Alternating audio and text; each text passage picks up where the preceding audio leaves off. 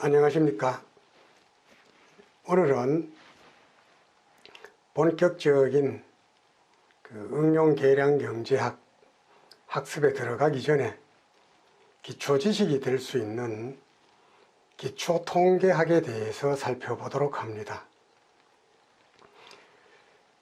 통계학은 크게 나누어서 두 부분으로 나눌 수가 있습니다. 하나는 분석하려고 하는 데이터를 요약 통계로서 설명해 주는 데 필요한 통계학, 기술 통계학이라는 분야가 있습니다. 그 다음에는 내가 설정한 가설을 내가 사용하는 데이터로부터 검증을 하기 위한 그러한 추론 통계학이 있습니다. 기술 통계학은 영어로 Descriptive Statistics라고 하고, 추론 통계학은 Inference Statistics라고 합니다. 그런데 오늘 지금 살펴볼 내용은 그 중에서도 여러분들이 사용을 하려고 하는 데이터셋의 특징을 파악해 보려고 하는 기술 통계학이 되겠습니다. 자, 이 스테이터를 이용한 응용 계량 경제학 책의 부록에 나오는 내용입니다. 기술 통계학. 기술 통계학을 설명을 하기 위해서는 우선 우리들이 사용하는 거의 대부분의 데이터를 확률 변수라고 합니다.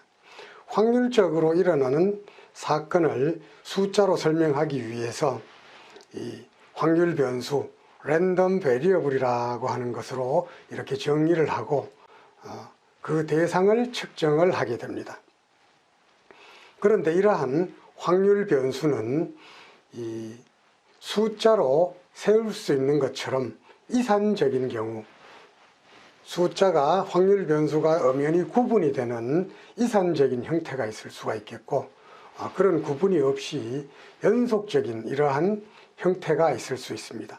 그래서 확률 변수가 이렇게 구간별로 나누어지는 것, 이런 것들을 이산적인 형태라고 하고, 이러한 이산적인 형태의 데이터의 확률 분포를 따지는 것이 바로 이산 확률 분포가 되겠습니다. 반면에 연속적인 형태의 데이터, 연속적인 형태의 확률 변수로부터는 연속 확률 분포라고 하는 것이 정의가 되게 됩니다. 그런데 이러한 확률 변수의 확률을 도표로 이렇게 수식이나 도표로 나타내면 이것을 가지고 확률 밀도 함수라고 합니다. Probability Density Function이라고 해서 약자로 PDF라고 합니다. 이산 확률 변수의 확률 밀도 함수, 연속 확률 변수의 확률 밀도 함수가 마찬가지로 정의가 될 수 있는데, 이산 확률 변수일 경우에는 확률 밀도 함수의 값 자체가 확률을 나타냅니다마는, 연속 확률 변수의 확률 밀도 함수에 있어서는 특정한 값에 대해서, 특정한 확률 변수에 대해서 확률이 정의가 되지 않고, 특정한 구간의 확률 변수의 특정 구간에 대해서 확률이 정의가 됩니다. 그런 측면에서 이 확률 밀도 함수는 이산 확률 변수와 연속 확률 변수에 있어서 달리 정의가 된다, 이렇게 볼 수 있습니다. 반면에 낮은 값의 이 확률 변수로부터 이 확률 밀도 함수를 누적 합을 지속적으로 구했을 경우, 이것을 누적 밀도 함수, Cumulative Density Function이라고 해서 CDF라고 하는 이런 약자로 표기를 하게 됩니다. 그러면은 이 기술 통계학에 있어서 가장 기본이 되는 이 자료를 어떻게 요약할 것인가, 자료의 요약 자체가 바로 기술 통계학의 분석 대상이 되는 겁니다. 자료의 요약, 자료를 요약하는 것은 이 계량 경제학의 적용에 있어서는 내가 과연 사용하고 있는 데이터가 정확하냐 하는 것을 검증하기 위한 단계로서 자료를 요약을 해보게 됩니다. 그리고 이런 과정을 통해서 내가 다루는 데이터의 특성을 정확하게 파악하는 이런 단계가 되겠습니다. 그런 반면에 내가 사용하는 자료로부터 자료를 요약을 하게 되면은 이 요약표 자체가 하나의 좋은 연구 결과가 될 수도 있습니다. 우리들이 연구를 한다고 해서 반드시 엄밀한 잣대에 계량 경제학적 분석 방법이 동원되어야 되는 것은 아닙니다. 우리들이 사용하려고 하는 데이터의 특성을 나타내주는 요약표 자체도 훌륭한 설명거리가 됩니다. 그런 의미에서 자료를 요약하는 것은 자료가 정확한가 하는 것을 파악을 하고 자료에 대한 감을 익히는 작업, 그 다음에는 우리가 사용하는 데이터의 요약표 자체가 하나의 우리가 찾으려고 하는 팩트 중에 하나가 될 수도 있다라는 얘기가 되겠습니다.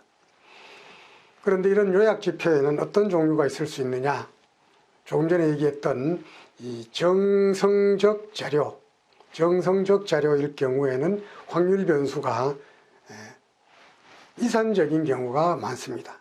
이럴 경우에는 도수 또는 빈도 분포, 도수 분포 또는 빈도 분포를 통해서 정성적 자료의 특성을 파악을 할 수가 있습니다.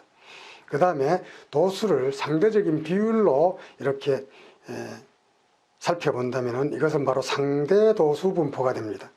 그 다음에 이런 그래프를 막대 그래프로 그릴 수도 있고 파이 차트로 형태로 그려볼 수도 있습니다. 바로 이처럼 이 확률 변수 1, 2, 3, 4, 5에 대해서 빈도가 각각 2, 8, 30, 18, 11 이렇게 나오는 것이 바로 도수 분포를 나타내주는 표다. 이렇게 볼 수가 있겠고, 그 다음 이거의 상대적인 비율, 퍼센트를 이렇게 표시하게 되면 상대 도수 분포가 됩니다. 여기서 순차적으로 이 퍼센트를 합쳐 나갈 때 이것들이 바로 조금 전에 설명을 했던 누적 확률 분포가 될 것입니다. 그 다음에 정성적 자료가 이렇게 구분이 될 경우 1일 경우에 빈도, 2일 경우에 빈도, 3일 경우에 빈도 이렇게 그래프로 그려주게 되면 막대 그래프가 됩니다. 그 다음에 이처럼 1, 2, 3, 4, 5를 구성비로 이렇게 그리게 되면 파이 차트가 됩니다. 반면에 정량적 자료라고 하더라도 분석하는 분석자가 정량적 자료 이거의 적당한 범위를 구간을 나눈다. 계급의 수로 나누고 계급의 폭으로 나누고 그 다음에 계급의 한계를 정한 다음에는 조금 전에 설명을 했던 정성적 자료의 요약을 나타내는 도수분포, 상대 도수분포, 바그래프, 또 파이 차트 이런 것들을 동시에 그릴 수도 있습니다. 그리고 정량적 자료 자체만으로도 누적 도수분포, 점그림, 히스토그램, 외도, 첨도, 그 다음에 줄기 잎그림, 교차제표, 산포도 이와 같은 것들을 그릴 수가 있습니다.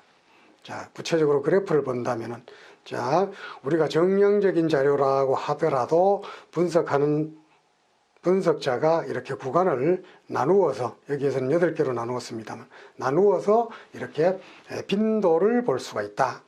10개로 나누게 되면은 10개로 나누어진 이 각각의 계급에 대해서 빈도를 살펴볼 수 있다. 이런 말이 되겠습니다. 그 다음에는 줄기 잎 그림이라고 해서 각 구간을 5개 구간 E, 스타, ET, EF, ES, E점 이래서 E라는 숫자와 관련된 구간을 5개로 나누어서 여기에 들어갈 숫자를 여기 쓰는 겁니다. 20, 20, 20, 21, 21, 21 이런 식으로 그다음에 26, 26, 26 이러한 데이터가 있다는 소리가 되겠습니다. 그래서 이쪽은 하나의 계급 구간이 되겠고 이쪽은 빈도수를 나타낸다 이렇게 볼 수가 있습니다. 그래서 stem and leaves 줄기 잎 그림을 그려서 데이터의 특성과 분포를 살펴볼 수가 있습니다. 그 다음에는 이 정성적 자료로부터는 분산이라든지 표준 편차라든지 외도 한쪽으로 기울어져 있는 정도, 첨도, 뾰족한 정도 이런 것들을 측정을 해볼 수가 있습니다. 그 다음에는 이 교차제표 여기에 나오는 사례로는 78년도에 중고차가 몇 번 수리를 했느냐, 한 번, 두 번, 세 번, 네 번, 다섯 번. 그런데 그러한 중고차 수리를 한 차들은 국산이냐 외제이냐 여기에 따라서 국산차는 한 번 수리받은 것이 두 번이 있었다라는 것이 되겠고, 다섯 번 수리받은 것이 두 번이겠고, 세 번 수리받은 것이 27번이겠다. 외산차는 세 번 수리받은 것이 세 번, 네 번 수리받은 것이 9번, 다섯 번 수리받은 것이 9번이다 라는 이 크로스 태뷸레이션, 교차제표를 보여주게 됩니다. 앞으로 여러분들이 사용하는 데이터셋의 요약 통계를 보여줄 때에는 이런 표들을 사실상 많이 그리게 됩니다. 그 다음에는 두 변수 간의 관계를 살펴보기 위해서 점으로 이렇게 찍어서 도표 형태로 표시하는 것을 산포도 스캐터 플롯이라고 이렇게 얘기를 하게 됩니다. 자, 이와 같은 다양한 방법을 통해서 정성적 자료에 요약된 정보를 우리가 파악을 할 수가 있습니다. 그 다음에는 보다 구체적으로 기술 통계량, Descriptive Statistics를 계산을 할 수가 있습니다. 통계에는 위치 척도라고 해서 평균, 중앙값, 최빈수, 백분위수, 사분위수 있습니다. 이 중에 평균이 가장 많이 사용이 됩니다. 모집단 전체의 평균은 확률 변수 값을 모두 합한 다음에 모집단의 개수로 나누어 주고, 이 모집단으로부터 표본을 스몰 n개 추출을 했다면 추출된 표본으로 합에다가 표본의 개수로 나누어 주게 되면 표본 평균이 됩니다. 모 평균은 뮤라는 기호를 사용을 하게 되고, 표본 평균은 바라는 표현을 많이 하게 됩니다. 그 다음에는 변동성 척도로서는 이 범위, 이 사분위수 범위, 그 다음에 분산, 표준 편차, 이와 같은 지표들이 있습니다. 이 중에서 분산과 표준 편차는 앞으로 여러분들이 자주 사용하게 됩니다. 분산에서도 모집단으로부터 구한 분산, 이때는 시그마 제곱으로 표시를 하게 되고, 표본으로부터 구한 분산은 스몰 s의 제곱으로 이렇게 표시를 하게 됩니다. 마찬가지로 모집단의 분산은 각 관측치를 평균으로부터의 편차를 구한 다음에 제곱을 한 것을 모집단의 관측치 수로 나누어 주게 되고, 모집단으로부터 스몰 n개의 표본을 추출을 하였다 하면은 역시 추출된 표본 평균의 편차를 구한 다음에 제곱을 하고 이것을 표본의 개수 마이너스 1로 나누어 주는 것이 바로 표본 분산이 되겠습니다. 그러면은 이번에는 방금 설명했던 이와 같은 다양한 기술 통계량을 스테이터를 이용을 해서 직접 실습해보는 이런 방법을 한번 살펴보도록 하겠습니다. 자, 부록 1에 실습을 위한 두 파일이 있습니다. 이 두 파일을 불러서 스테이터를 시작을 하고 두 파일 에디터를 열고, 그 다음에 해당 파일을 두 파일을 불러오고, 그 다음에 두 파일에 있는 명령어를 한 문장 한 문장씩 실행을 하면서 결과물 윈도우, 리절트 윈도우에 나타나는 아웃풋을 차근차근 관찰하면서 연습을 해보기 바랍니다. 그리고 특히 각 명령어에서 어떠한 옵션을 부과를 했을 때 어떤 결과가 나타나게 되는가 하는 것에 주의를 기울여서 실습을 해보기를 바랍니다. 자, 여러분들이 읽어온 이 두 파일에는 이와 같은 내용들이 있습니다. 여기에서는 테이블이라는 명령어, 간단한 평균이라든지 관측치수 이런 것들을 계산을 할 수가 있습니다. 다양한 옵션을 부과함에 따라서 다양한 형태의 표를 구할 수가 있습니다. 그 다음에 태뷸레이터, 이것은 주로 교차제표를 구할 때 많이 사용하는 방법입니다.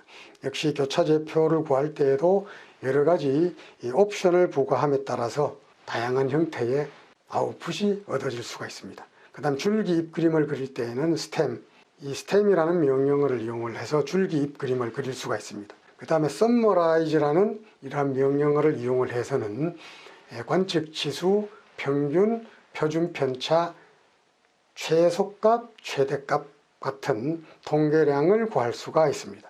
그 다음에는 공분산, correlate라는 명령어에 옵션 covariance라고 하는 옵션을 부과를 하게 되면은 공분산을 구할 수가 있고, 옵션 없이 correlate라는 명령어를 사용을 하면은 상관계수를 구할 수 있습니다. 위에 나오는 공분사는 사용된 데이터의 단위에 영향을 받지만은 상관계수는 마이너스 1에서부터 플러스 1까지의 값을 갖는 단위와 무관한 이러한 지표가 되겠습니다. 이 상관계수, 이러한 단순한 상관계수는 피어슨의 상관계수라고 합니다만은 그것 이외에도 스페어만이라든지 켄달의 순위 상관계수라는 것들이 정의가 될 수 있습니다. 그 다음에는 그래프라는 명령어를 이용을 해서 바그래프를 그리고 수직으로 된 바그래프를 그릴 수도 있고 수평으로 된 바그래프를 그릴 수도 있습니다. 그 다음에 파이 차트를 그릴 수도 있습니다. 그 다음에 히스토그램을 그릴 수도 있습니다. 히스토그램을 그릴 때에도 상대적인 빈도를 표시를 해줄 수도 있고 절대적인 빈도를 표시를 해줄 수도 있습니다. 그리고 히스토그램에 있어서는 분석하는 분석자가 그 구간을 임의로 정해 줄 수도 있습니다. 이런 다양한 옵션을 부과함으로 인해서 보다 정확한, 보다 여러분들이 설명을 하려고 하는 내용에 맞는 그러한 요약 통계를 구할 수가 있는 겁니다. 그 다음에는 두 그래프를 동시에 그릴 수 있는 방법, 이때는 투웨이 그래프 이렇게 그리는 방법도 있습니다. 자, 이 그림은 스캐터 3포도를 그리고 3포도의 추세선을 동시에 두 개의 그래프를 동시에 하나의 그래프로 그려달라는 그런 의미에서 투웨이, 스캐터, LP 이런 명령어를 사용을 했습니다. 그 다음에는 상자 그림 그리기, 박스 그림 그리기입니다. 이 박스 그림은 1분위수, 중위수, 3분위수, 최대값, 최소값을 표현을 해주고 있습니다. 그런 의미에서 다양한 그 데이터의 그 분포 형태를 미리 도표로 확인할 수 있는 이런 장점이 있습니다. 또 어떨 경우에는 단위와 서로 상이한 확률 변수, 단위와 서로 상이한 경제 통계를 표준화시켜서 비교하기 위해서는 스탠더다이즈드, 표준화된 값을 구할 수가 있습니다. 이때에는 std라는 이러한 명령어가 egen이라는 명령어와 같이 사용이 됩니다. 스테이터에서 egen이라는 명령어와 아주 다양한 통계 함수들은 여러분들의 분석 과정을 아주 단축을 시켜줄 수 있고 여러분들이 컴퓨터를 활용하는 데 있어서 시간을 굉장히 단축을 시켜줄 수 있는 이런 아주 편리한 명령어가 되겠습니다. 자, 지금까지 통계학을 구성을 하고 있는 이 중요한 부분, 기술통계학과 추론통계학 두 가지 가운데 기술통계학, Descriptive Statistics에 대한 이론과 그 다음에 이를 스테이터를 이용을 해서 살펴보는 방법에 대해서 살펴보았습니다.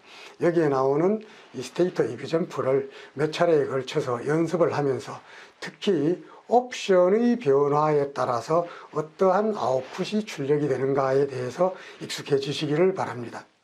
앞으로 여기에 나오는 이 단순 기술 통계량을 살펴보는 것은 앞으로 수없이 나오는 여러 가지 사례의 앞부분에서 항상 언급될 내용입니다. 왜 언급이 되느냐?